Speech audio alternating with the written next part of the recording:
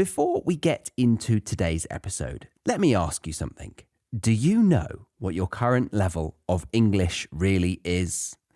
Understanding your level is crucial to tracking your progress and ensuring your hard work is paying off. That's why I've created a quick and easy English level test that you can take right now for free. Find out your level instantly. Just head to thebritishenglishpodcast.com/testme or check the link in the show notes.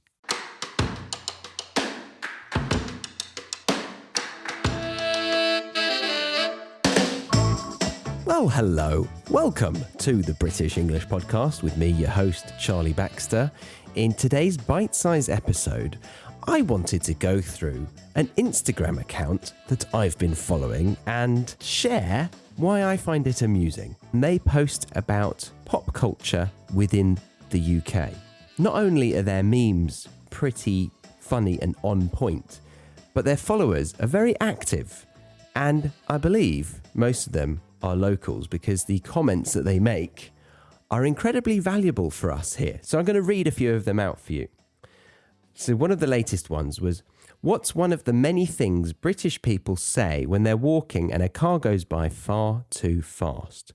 This actually happened to me yesterday, and I realised I'm an old man because I said exactly what one of the comments says, which is, well, he wasn't doing 20 miles an hour, was he? Which I'd say is your bog standard attempt at complaining about speeds in the way that we go about it. Let's look at some other responses. One guy says, if it's a vehicle with lights and sirens on, my mother always used to say, he'll not sell much ice cream going that fast. Very good. I think that might have been something that Eric Morecambe said. Yes, it says in the replies to that. So Eric Morecambe was one half of the famous British comedy duo Morecambe and Wise.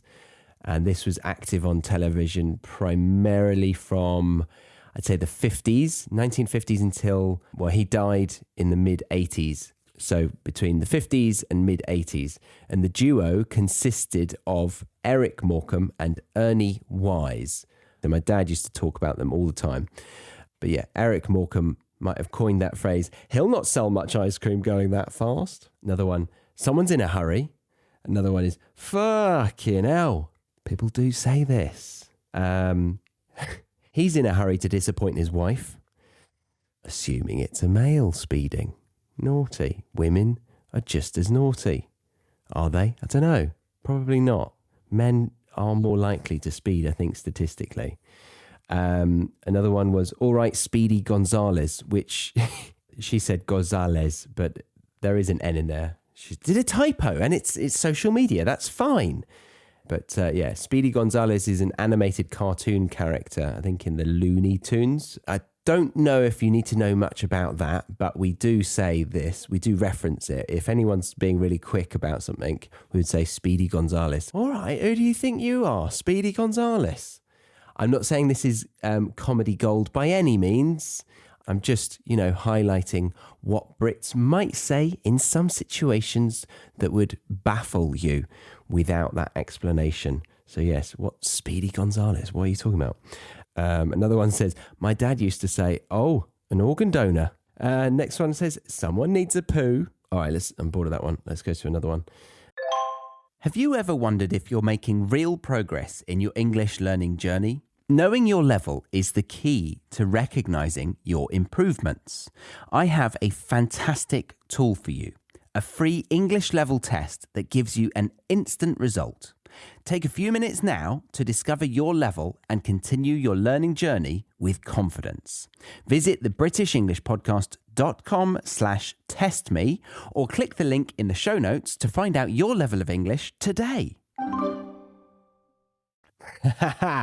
This is good. So if someone says, I've heard so much about you, you have to reply, oh, all good, I hope. It's true. It's true. We do always say that.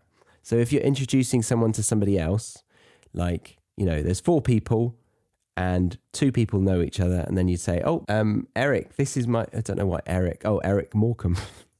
Oh, Eric, you've been dead quite a while, but this is my wife. Stacey, meet Eric. And then Stacey might say, oh, Eric, I've heard so much about you, because I've talked about Eric at home, talking about all of his comedy success and that he's been dead for 45 years. And then he will have to say, oh, all good, I hope, assuming that we've been slagging him off behind his back non-stop. And that's the whole play on it, obviously. But we are assuming that it is all good, I think. The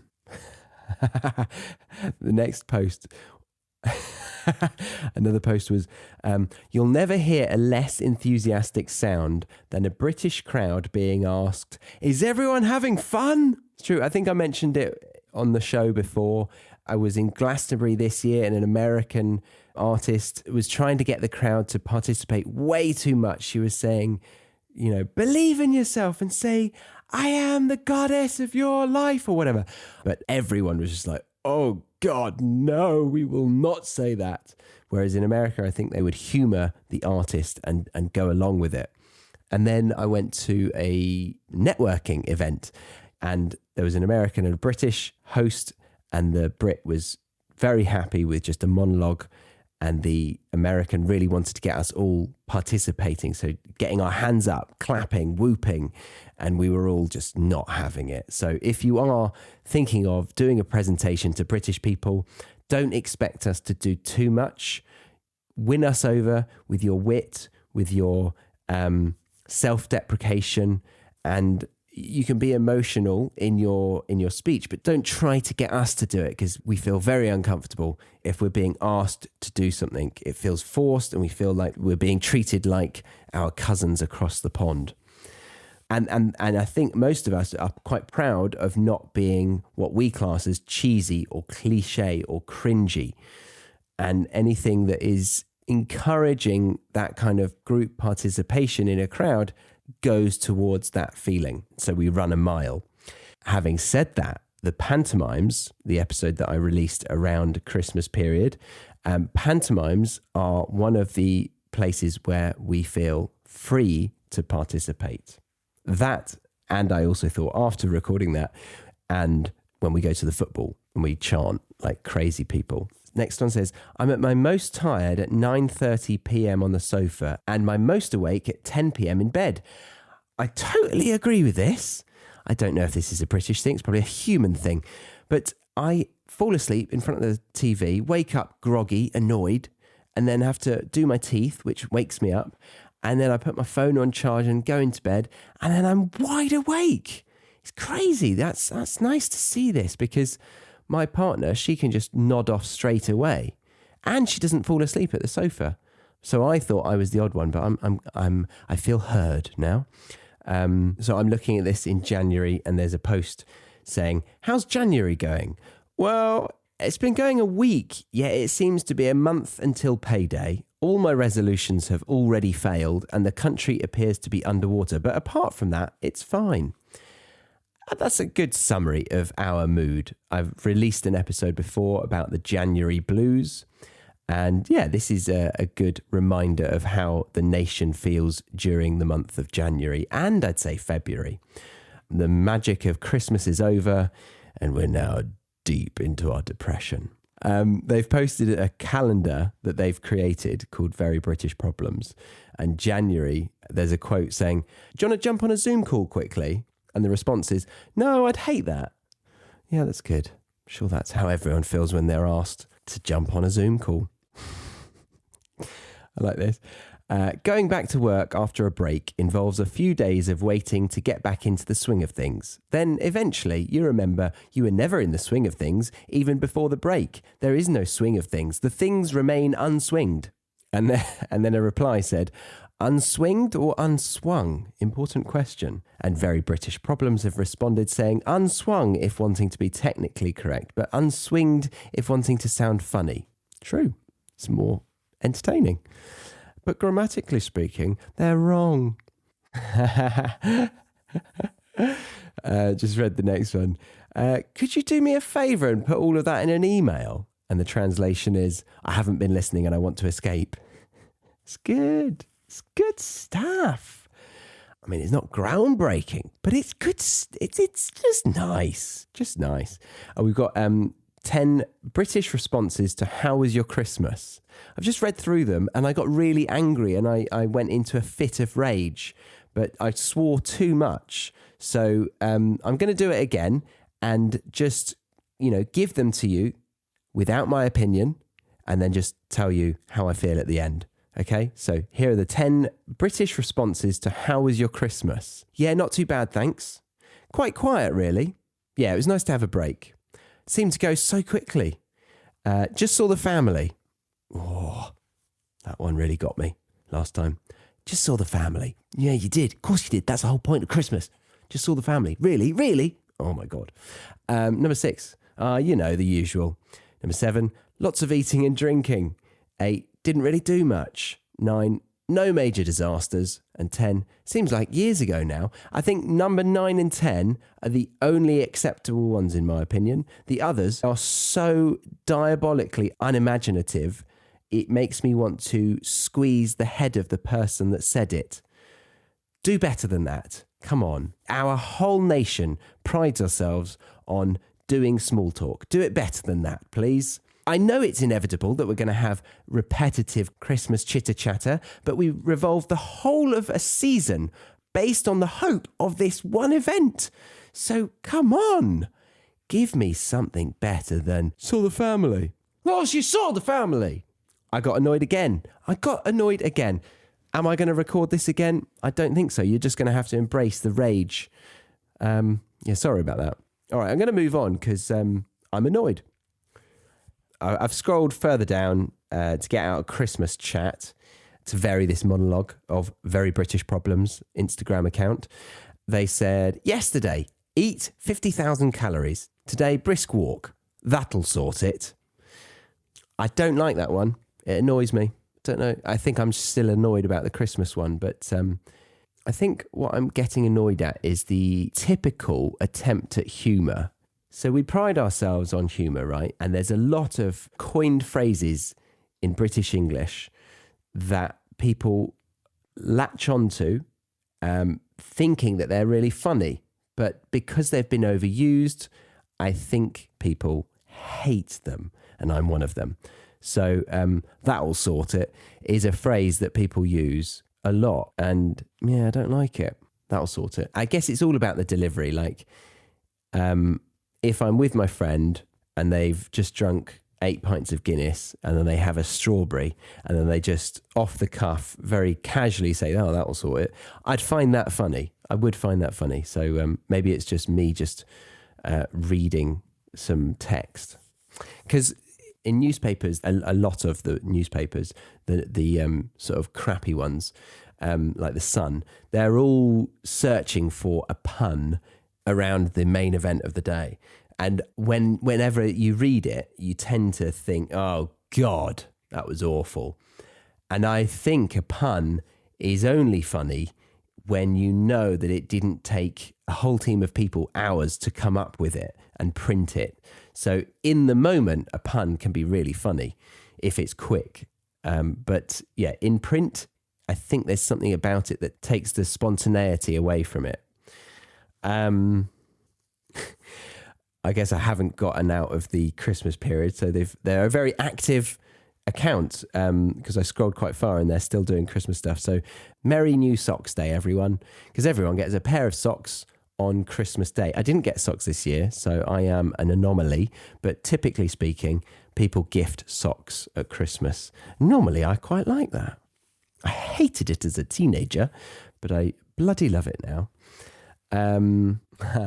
Shout out to everyone having a roast dinner today simply because it's Sunday, despite tomorrow being the biggest roast dinner of the year. So Christmas was on Monday for us.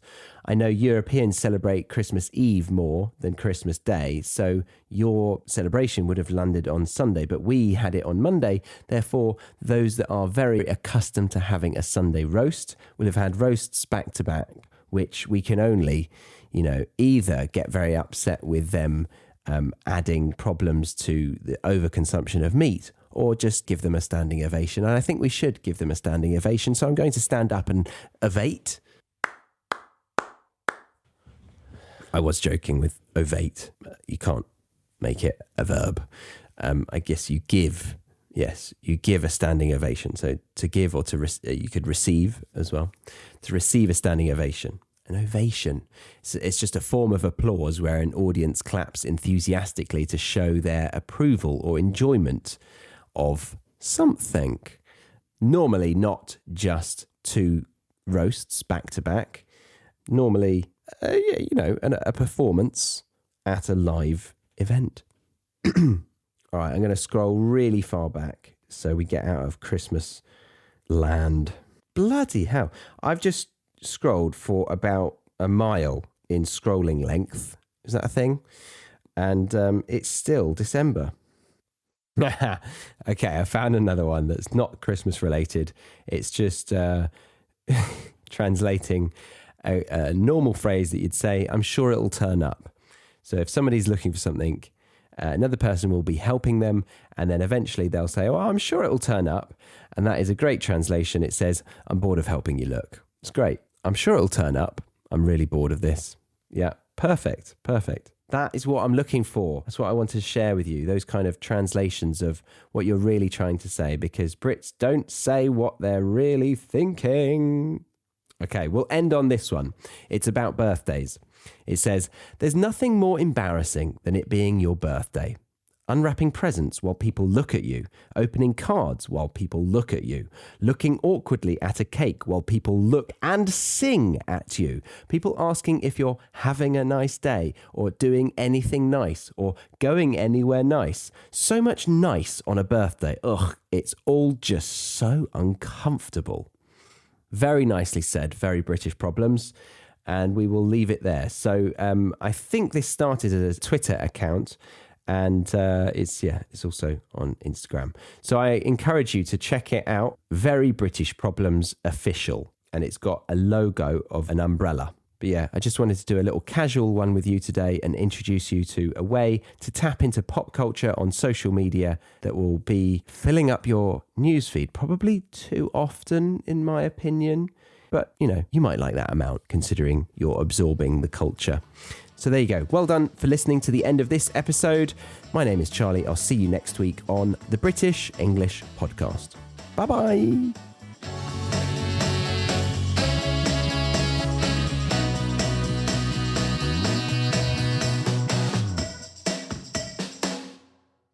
Thank you for listening to today's episode. Before you go, make sure you know where you stand in your English learning journey. I've created a free English level test that you can take right now to find out your exact level. It's quick, easy, and gives you instant results. Head to thebritishenglishpodcast.com/testme or check the link in the show notes. Because tracking your progress helps you stay on track. We can't use track twice, guys. No, let's do that again. Yep, we don't have time. Oh. All right, we'll just delete this last sentence then.